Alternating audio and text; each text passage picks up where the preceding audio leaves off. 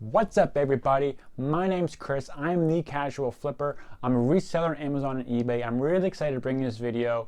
Retail arbitrage in Canada, but it's also applicable to really anywhere you're at.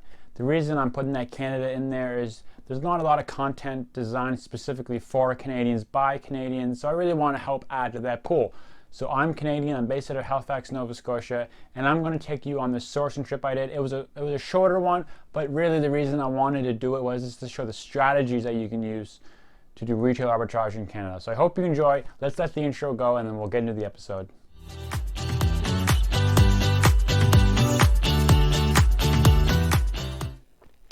Alright guys, you're going to have to forgive me a little bit for the lighting. I mean, it's 5:30 in November in Atlantic Canada, which means it's dark. So it's dark.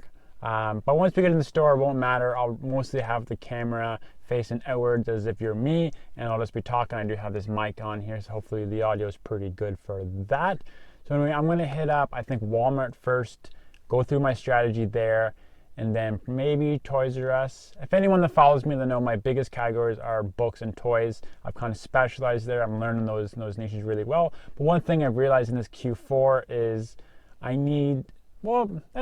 want to actually broaden a little bit into some more replenishable things that I can just reorder.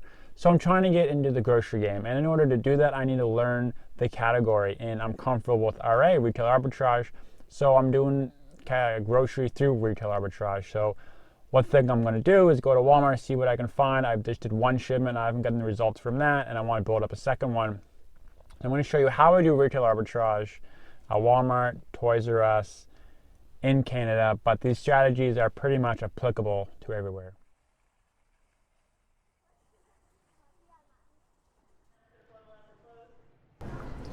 Alright, so we're just in here now. The first place we're going to look for is like a discount section for grocery. Normally it's out in the back, so I'm going to go take a look for that. Look, something like this. This is bakery, so we're not going to mess with this, but you want to find something like this, but with good groceries on it. So here are some clearance grocery items.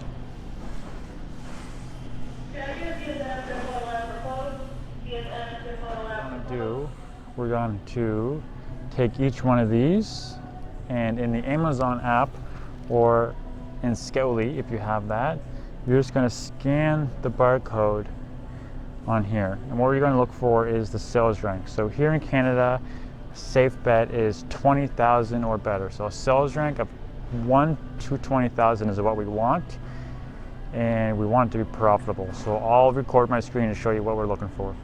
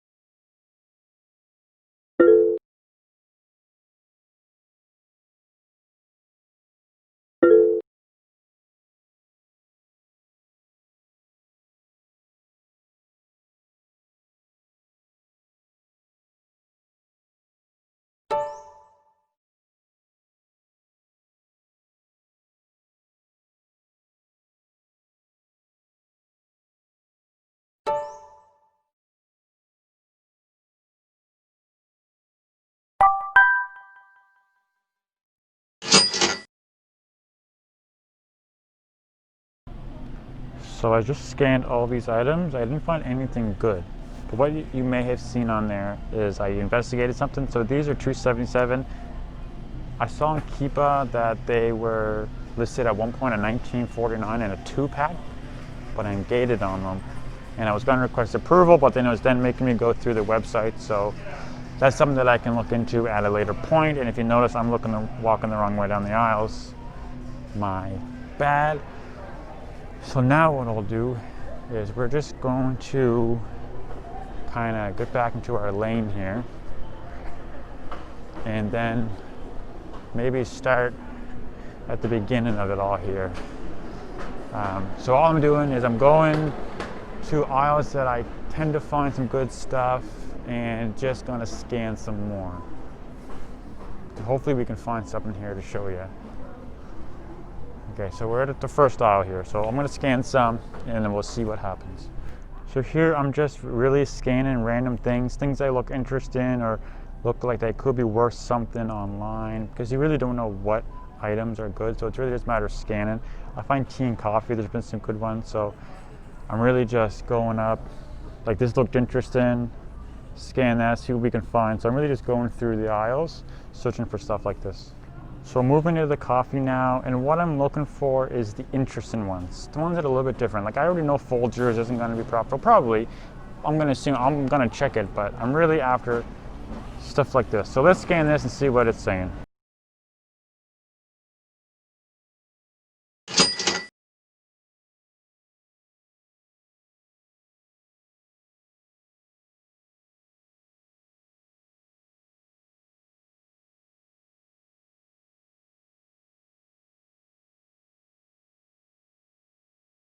Okay, so based on what I just saw on Skelly, I checked Keepa. This looks interesting. So I'm going to open up my Seller Center now. I'll show you that and see the next step. This looks interesting though. It's a 2-pack.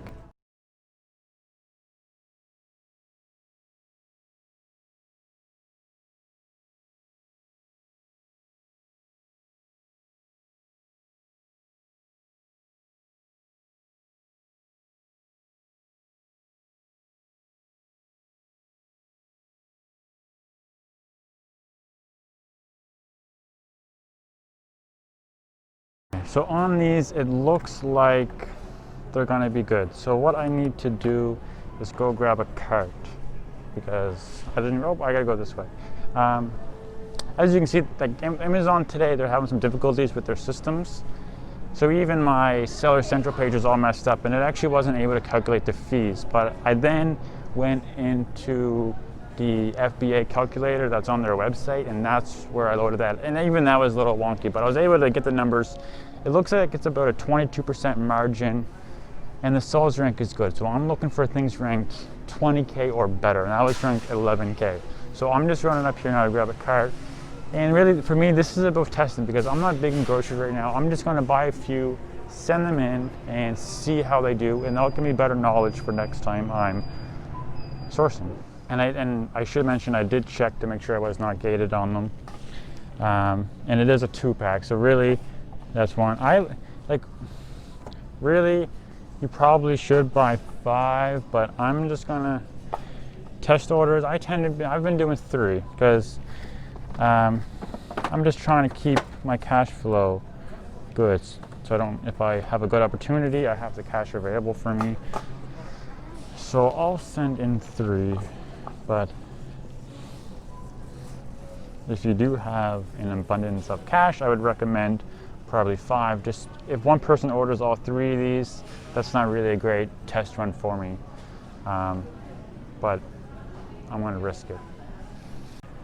So I've got those, and just so you know, guys and gals, this is not planned. I don't know what's here. This is like literally me just coming up and scanning. So I'm going to look at some other stuff, see what looks interesting, and kind of keep on my merry way. So I just scanned all these, all this. Now I just came across this one, which is interesting. So I'm going to record my screen again so we can investigate it together and see how good it is.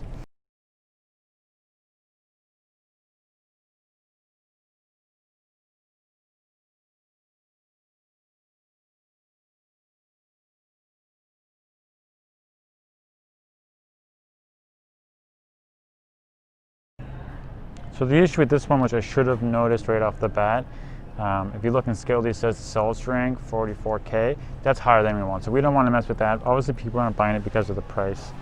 My scale isn't really set up for grocery. I really just use it to tell me the sales rank and if it's profitable or not. So whether it says reject or buy, don't worry about that. So we're not gonna mess with that item. But we probably will look at some grocery. I've been cereal. I've been looking at some of these jumbo boxes on Amazon lately. Some of them are crazy priced. So I want to check some of this stuff out to see if there's anything here interesting. So something else to consider that you shouldn't sleep on is eBay with grocery. And in your region, and in Canada, US, wherever you are, you're gonna have some special stuff that they don't have around the world.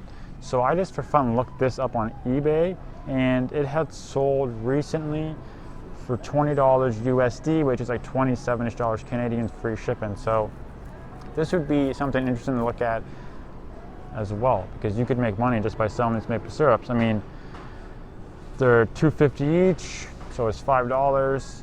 You know, ship them might cost $5, $6. Well, no, really, shipping.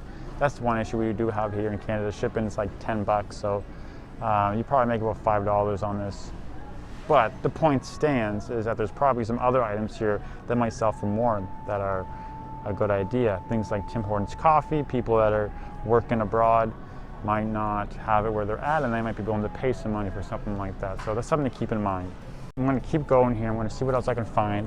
And the other thing to remember is just because you go out one time doesn't mean you're going to find anything, right? So this could be, you know, this might be all I find. Sometimes you come and you find all kinds of stuff. That clearance rack sometimes is really good, but let's keep looking. So scanning this section, I like stuff like this, just strange, but looks like it could be good. A pack of 6 of these sells for like $60. It'd be like a $20 profit. But the sales rank was a little bit high for my liking. Plus, there's not even 6 here. But make sure when you're scanning that you make sure you take note of how many there is. You know, if it's a 6-pack, make sure you include that in your cost. But yeah, I'm gonna keep scanning here, see what we can find. For 20 minutes, not too long, pretty easy so far. But I do notice that my battery is getting a bit low.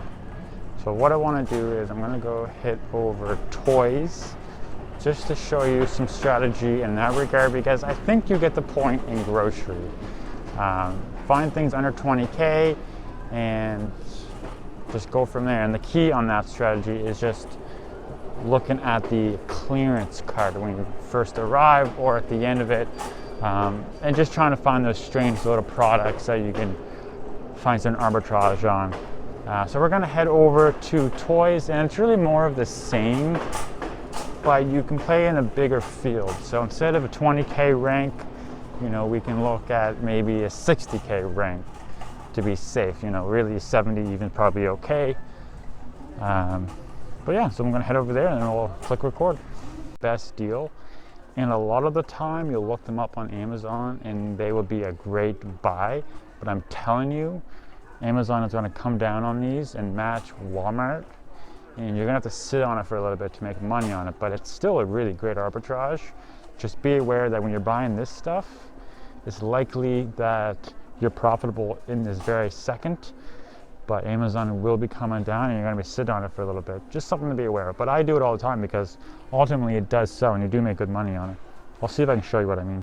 So this is a prime example. I'll show you a screenshot. So this right now on Amazon, whatever it's selling for, it ends up being a $7 profit, which is amazing. Spend $9.99 to make $7. That's something that I would definitely do. But I can pretty much guarantee you within the coming days, Amazon will match that price. You have to wait for it to go back up to make that sale. So this is an interesting one. If you look at that Keepa chart, that I don't know if I'll put it before or after, but Amazon is really used to always be on this listing, but lately they've been on and off quite frequently. So the chances of them running out at Christmas are pretty high. But it's just for me a matter if I want to tie up that cash. Like I need to be buying more sure things at this time to kind of keep the cash flow going. But if you were a fairly established reseller, that would not be a bad item to buy 5 or 6 of and throw them in there, because I feel like there's a pretty good chance for them to sell. Now I have a few items like that already. I'm not strapped, but I'm trying to make a lot better decisions. And I'm just talking right now. I'm not really in this aisle for any particular reason, but I'm going to keep scanning here, see what we can find. So I know we haven't found a ton this run yet. Really, it's just this coffee, and that last item there was probably not a bad item to buy. Like, it's probably kind of silly that I'm not buying that right now. But I've done so many purchases like that lately that I feel like I need to sell through some of the inventory. Like just last week I loaded up on some toy. It's like a light, the bright light, sorry. Same idea, it was half the price of Amazon, so I bought it here, but then Amazon came down on it, wait for them to get out of stock. So I've got inventory like that now, which is the main reason I didn't buy that. But had I not made those last purchases over the last 2 weeks, I probably would go in on that because there's a very good chance for those to sell. You know, it kind of meets all the requirements. But the main reason I'm making this video is to just show you how to do it. Whether you're in Canada or not, it doesn't matter. I'm telling you, I've been doing this now a year and I've had some success with it. Obviously, my biggest market is in books, but I'm starting to mix in more RA stuff now. I wish I could show my sales from yesterday with all kinds of toys, and it was really nice to see because there's stuff that I purchased just from doing this. So it is an effective strategy. Maybe I'll post that in here just to kind of show some evidence, but hopefully you see some of the logic that's used, and I hope you get started in RA. I'm gonna just probably pay for the stuff that I did get and get some food because I'm starving.